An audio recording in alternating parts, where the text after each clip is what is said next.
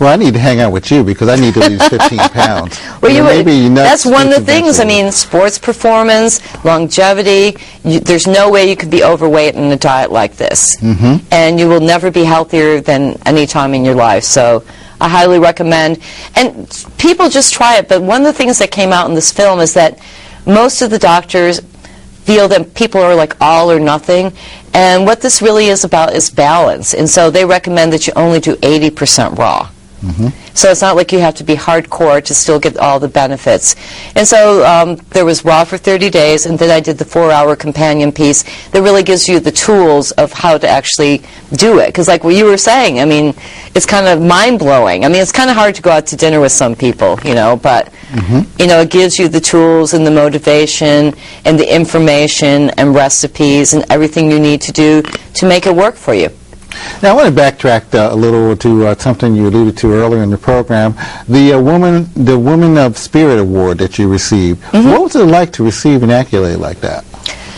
Well, it was really wonderful because I think the Institute of Noetic Sciences, put out by Edgar Mitchell, I've worked with them over years, and, you know, they just really felt that, you know, and I have to really say, I mean, I've had a very interesting career path that most people haven't had. I mean, I'm fairly certain I'm the most prolific, you know, person of making this type of film. I've been able to support myself, make a living, put these things into the marketplace where, you know, a lot of people will do like 1 or 2 and the experience can like break if you're not like really tough. But, you know, I approach it in 2 ways. I'm very artistic, but you also have to really look at when you're actually creating a film that this is a business. So you have to stay on budget. You have to stay on time. You have to manage your resources. You have to get from A to Z. And so most people, like I tell young filmmakers, it's like, this is a business. You can't just say, I'm the creative type. If you don't use your money wisely, your film is not going to be finished. It's not going to go to market. It's not going to get the PR it needs. And speaking of film, we have another portion of that same Science to God clip. I believe it's called Knowledge. What is Knowledge of Self, I think you're going to play. Knowledge of Self. We'd like to take a look at that portion of the clip, if we don't mind.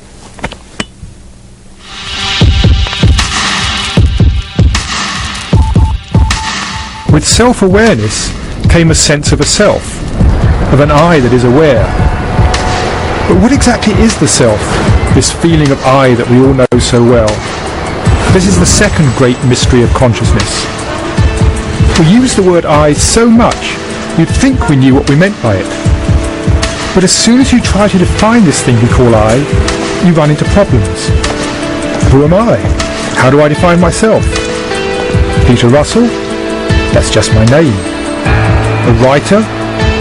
That's an activity from my past. A man?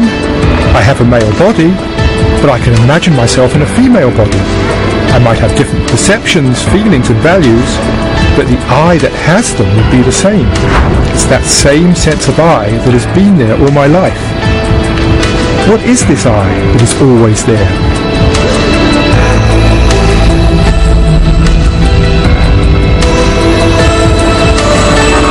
To know what the self really is, we need to carefully observe our own consciousness. And this is the path that many spiritual seekers have explored. They've looked deep within their own minds, trying to find the essence of self. And they all come up with the same answer. There's nothing there. No thing we can call the self. This sense of a unique, separate individual self turns out to be an illusion, albeit a very convincing illusion. This feeling we call I is just a feeling of being conscious. Many experience it as simply a sense of being.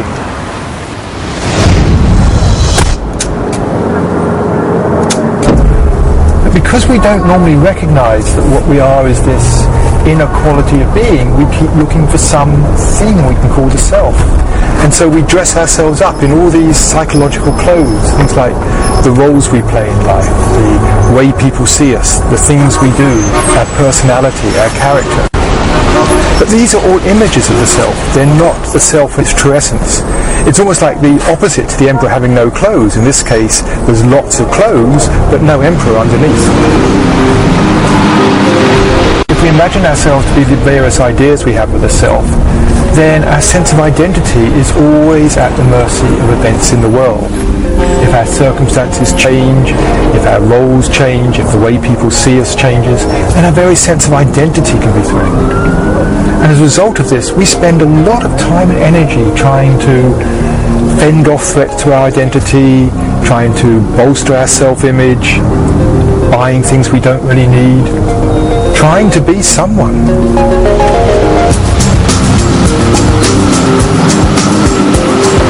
On the other hand, when we discover what we really are, when we discover this sense of being that's always there underneath, there comes a sense of liberation. There's the realization that we don't need to do anything in order to be anybody. And with that, the mind relaxes.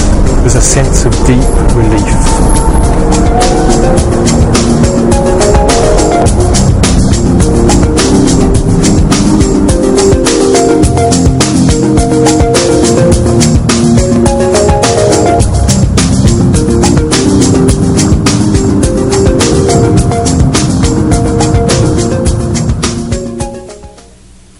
The art direction in this film is just superb. Well, thank you. Superb. I understand you have an accolade coming up in the Newport International Film Festival. Is that correct? Yes, my film, Raw for 30 Days, is up for Best Film, and I'm up for Best Director, and that's really wonderful, because when you think of 1 out of 3 people are diabetic, this film can really make an impact in so many lives, so I feel very honored to have been a part of it. Yeah, and you should feel honored. You're doing really good work. I'm really impressed by what you do. Now, what are the things that make you laugh, besides like me teasing you about your Joan Crawford voice?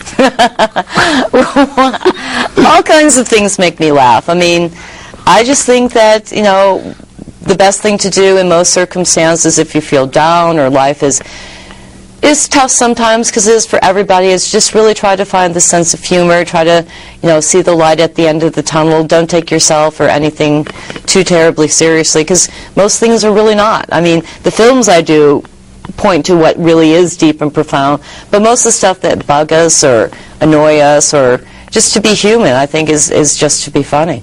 Mm-hmm. What kind of music do you listen to? You mentioned having the score of your films. What do you prefer listening to? Well, before I was a producer, I actually had a music magazine, Club Life magazine. We covered all formats of music.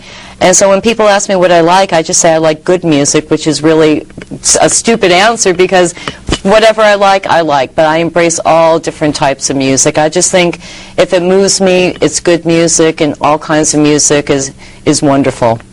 So what kind of projects or films would you like to produce in the future? Well, I'm really hoping very, very much to get my films out more to the mainstream, because I think you can have a spiritual message, and not to put down any of my past work, but I really don't think that people need to be, you know, clubbed over the head that this is a spiritual film. I think that the themes, what the film can be about in a more subtle way, can kind of teach you a lesson. That's why I'm working a lot more on like writing and developing my own projects right now. So I'm really hoping to fund those so they won't be so much within this, you know, traditional niche that I've gotten myself into, because I'm grateful for that, but I just feel at this point in my career, I just want to reach more people. I want to touch more people. And the types of films like what you're seeing here, they tend to go straight to DVD, even though I have screenings all over all the time.